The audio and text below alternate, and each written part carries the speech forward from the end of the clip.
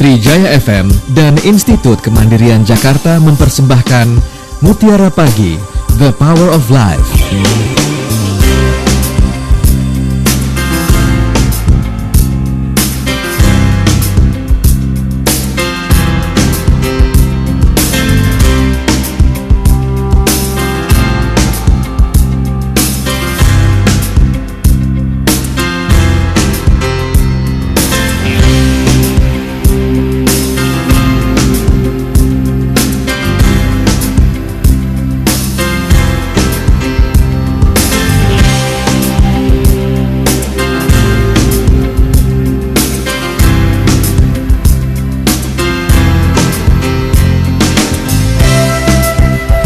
Dari lantai 2 Menara Kebun Siri Jakarta 104,6 Trijaya FM Jakarta dan juga Anda yang mendengarkan di Trijaya Network.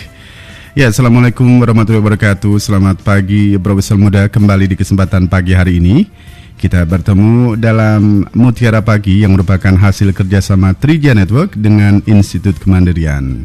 Dan pagi ini bersama Bapak Zainal Abidin dari Institut Kemandirian, kita mengambil topik yang cukup menarik kali ini, yakni menempatkan hati di atas otak. Dan Pak Zainal Abidin sudah berada di ujung telepon. Saya sapa dulu. Assalamualaikum Pak Zainal. Waalaikumsalam warahmatullahi wabarakatuh. Ini cukup menarik ini topik kita, menempatkan hati di atas otak. Apa ini maksudnya?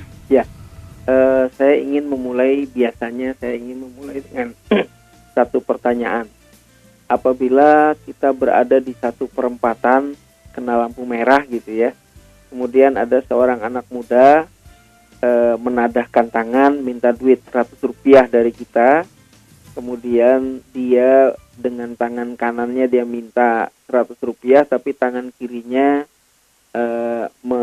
menjepit satu rokok yang sedang menyala, kemudian dia isap dan asapnya dia tiupkan ke arah kita. Kira-kira itu orang seperti ini minta uang 100 dikasih atau tidak?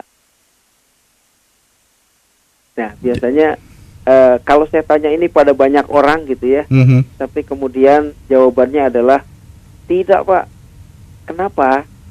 Masa orang yang sudah masih muda, masih cukup kuat, kok minta-minta, merokok lagi gitu ya.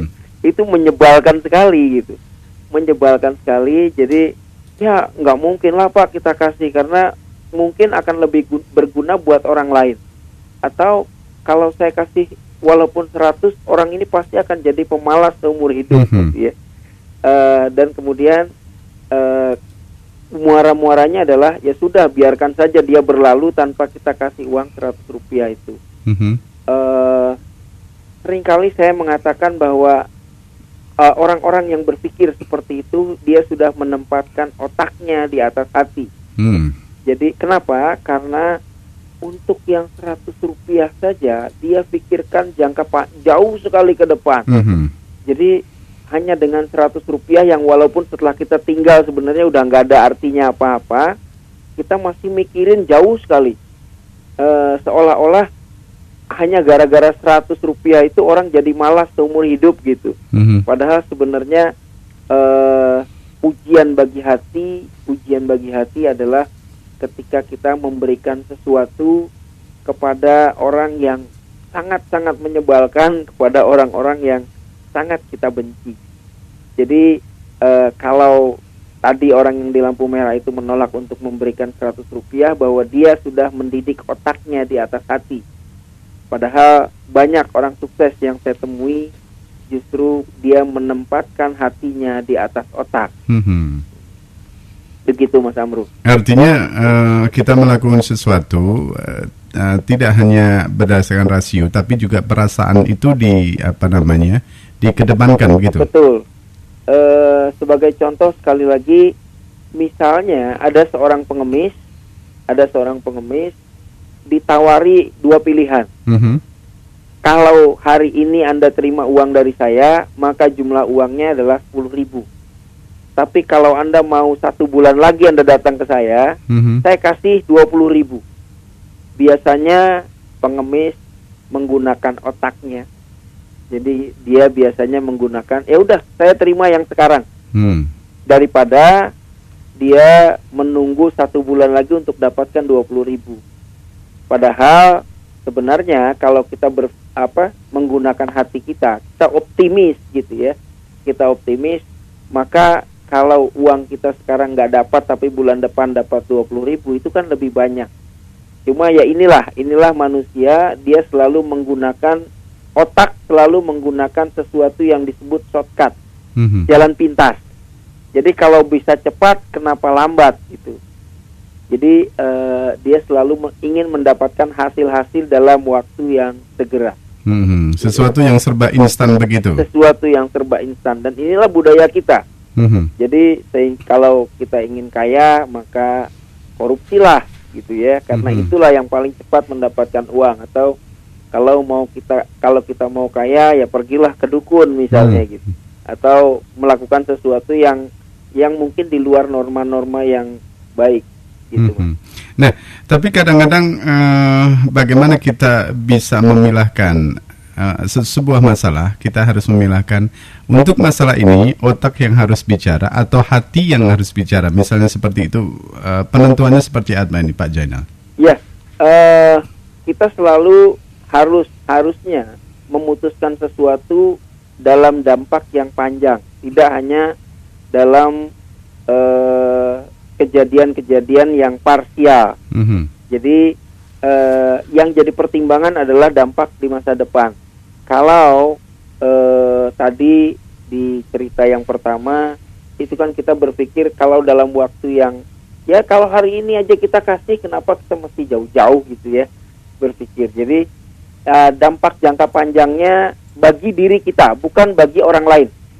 Bagi diri kita, bukan bagi orang lain. Jadi kalau kita banyak memberikan sesuatu pada orang lain, suatu saat kebaikan itu akan kembali lagi pada kita.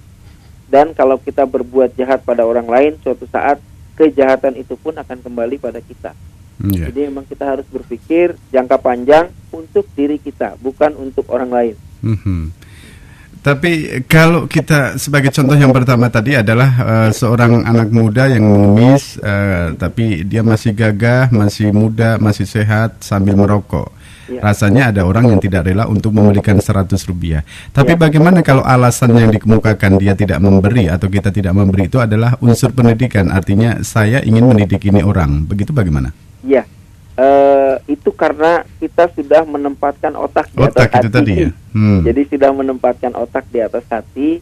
Jadi apapun yang kita lakukan, kita akan selalu mencari alasan yang menjadi alasan yang menjadi pembenaran, bukan kebenaran. Jadi pembenaran seolah-olah bahwa tindakan kita itu benar. Kita mau mendidik mereka kok. Tapi mendidik dengan angka yang 100 rupiah saya kira sangat-sangat utopis sekali gitu. Terlalu tinggi lah mendidik dengan angka yang 100 rupiah. Karena apa? Seharusnya memang orang-orang seperti itu tidak ada di jalan. Jadi orang-orang seperti itu adalah merupakan tugas pemerintah gitu. Cuma kalau kemudian otak kita bicara, gila nih pemerintah ngapain aja kerjanya kan gitu. Tapi memang sudahlah, daripada kita memperdebatkan sesuatu yang hanya untuk 100 rupiah, ngapain sih buang-buang energi hanya untuk berpikir soal 100 rupiah gitu ya. Sudah, berikan saja 100 rupiah, tapi jangan lebih. Karena apa? Lebih itu akan dampaknya lebih panjang. Dampaknya akan lebih buruk buat dia. Jadi kalau kita cuma kasih 100 rupiah, saya pikir itu tidak akan membuat dia kaya raya gitu. Baik Pak Jainal, kita harus break sejenak ini Pak ya. Iya. Dan Profesor Muda, Anda juga kami undang di sini untuk terlibat berdiskusi langsung dengan Pak Jainal Abidin dari Institut Kemandirian. Topik kita pagi ini cukup menarik, menempatkan hati di atas otak. Namun kami mohon maaf, SMS kami saat ini sedang mengalami kendala. Anda bisa langsung menelpon kami untuk berdiskusi, bertanya atau mengemukakan pendapat Anda di 0213912252 atau di 0213925356. Dan Mutiara Pagi yang merupakan hasil kerjasama Trija Network dengan Institut Kemandirian akan kembali lagi tentunya setelah yang berikut ini. Mutiara Pagi, The Power of Life akan kembali sesaat lagi.